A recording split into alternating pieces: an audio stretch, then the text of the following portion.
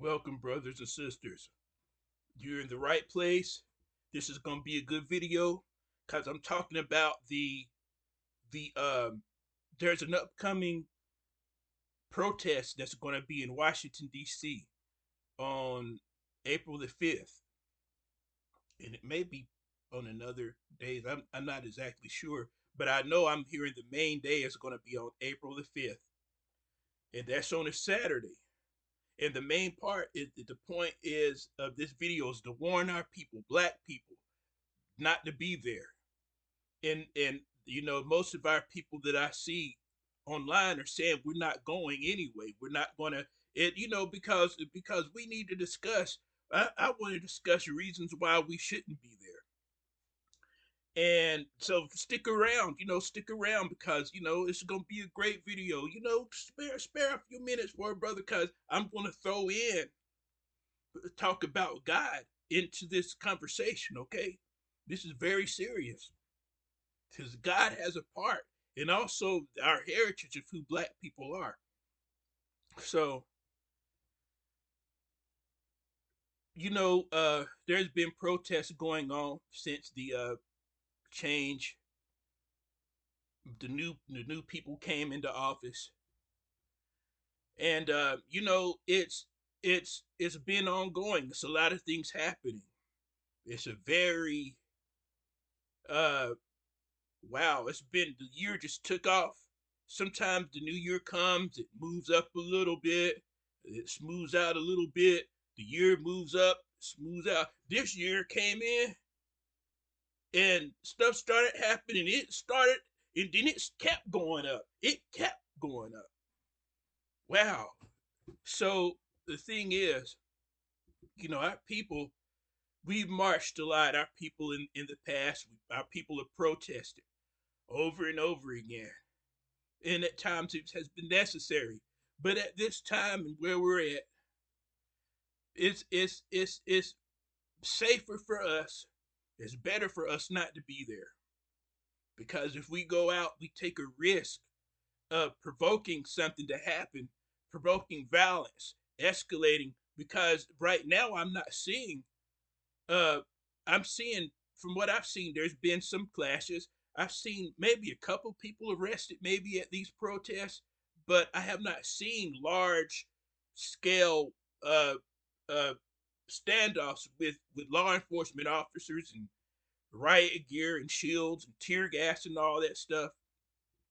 So the best thing that we can do, the safest thing for us and for them, for the other people as well, is for us not to be there because it keeps them safer. Because surely if black people go out there and get caught up, which we not gonna do, if we go out and get our behinds caught up into this stuff that's going on, surely the situation will escalate and people will come after us. They will come in with aggression that they did not have against the other protesters. So wisdom says, since we already know that, and we have 400 years of experience with certain things that's been going on and with certain people, then we know already what the deal is, and we should not put ourselves in that situation. And historically, you know, there's been different protests and different things our people have had to deal with. Our people have had to deal with lynching and unaliving from slavery times and after slavery and all types of things coming at us in dangers and the you know it's been one thing after the other. And let me just skip up because I don't want to make this into a long drawn out thing talking about things that we already know. But the thing is like this. um our people in the civil rights movement, what look, we have pictures, we have videos. So there's many of us who were there, and those who might have come right after that in the 60s, who were born in the 70s. But whatever the situation is, and even afterwards, we know what happened. We know what happens now. Our people, when we have protested, our people have been uh, beaten and had dogs sicked on them. They were bitten by dogs, viciously attacked. Our people have been tear gassed and pepper sprayed, and you know the people had used riot guns against our people. People use M14s, and the some things may change, some things some things have not changed. Okay, our people were taken to jail. Many people were incarcerated just for fighting for rights, just for asking to be treated right, equally. Just treat, and so it's going on and on and on. Fast forward, same thing was going on, and then George Floyd, Ahmaud Arbery, and the lady, beautiful young woman. I'm sorry, I can't remember, in Kentucky. It's been so many, Tamir Rice and all that, but it blew up uh, during the Black Lives Matter time period. That was in 2020, 2019, 2020, during that time. And, you know, sometimes it was okay, but many times it got tense. And many people got injured, many people got arrested. So the thing is, oh, and something else that I realized too. And this is the one of the main things, okay? You know, if this thing is gonna be in Washington D.C., so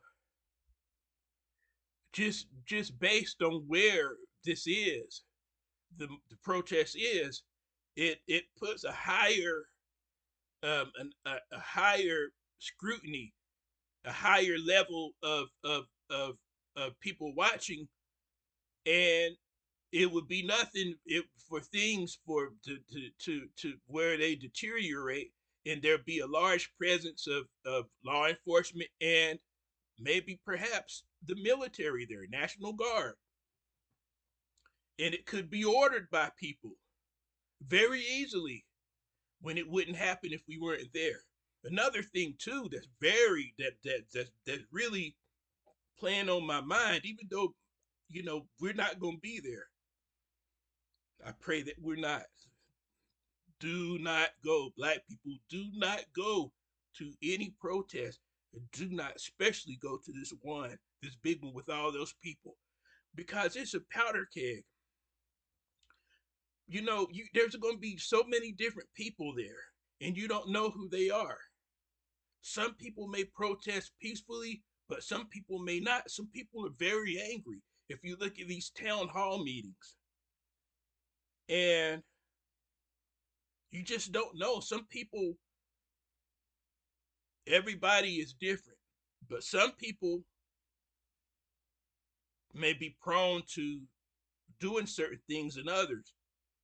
And there could be people, outside agitators. There could be people that come who's not really a part or care about the march itself, but they may intermingle and start causing problems, cause a ruckus. They may vandalize things.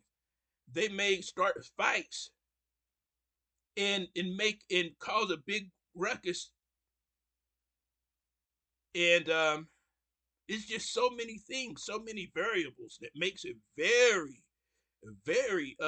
hot situation from where I'm looking. There's a lot of people with anger and a lot of opposition. So a lot of people feel scorned and feel rejected, and you got could have veterans and just anybody. It's just the not knowing. So the main thing, our people, that's another reason. You just don't know, with this type of environment, it could really be unstable. And something really could really jump off too. You just don't know. Uh, so our people can find things we can love, we can pray, and it's not things that's going to really do us any good anyway to be out there. Quite frankly, you know,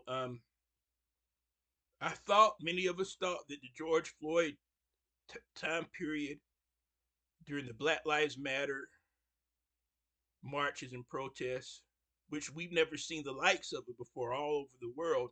Many people thought that certain things would change. And after all of that, after people seeing certain things still never changed, there were no laws made to protect our people.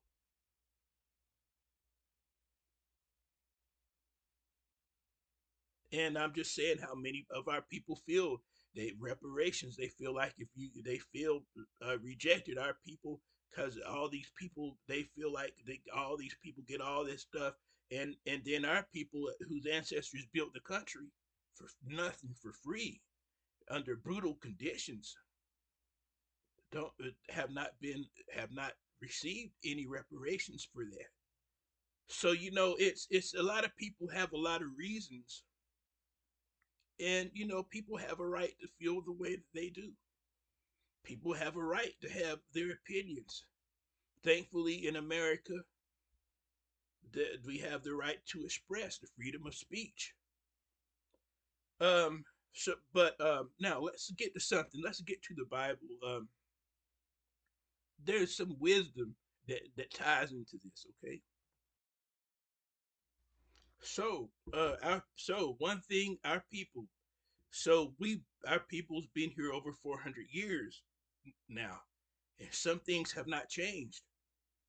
And so we know when you already know, then and when you know how people are, how they feel about you. It's not everyone, but basically the system is like this.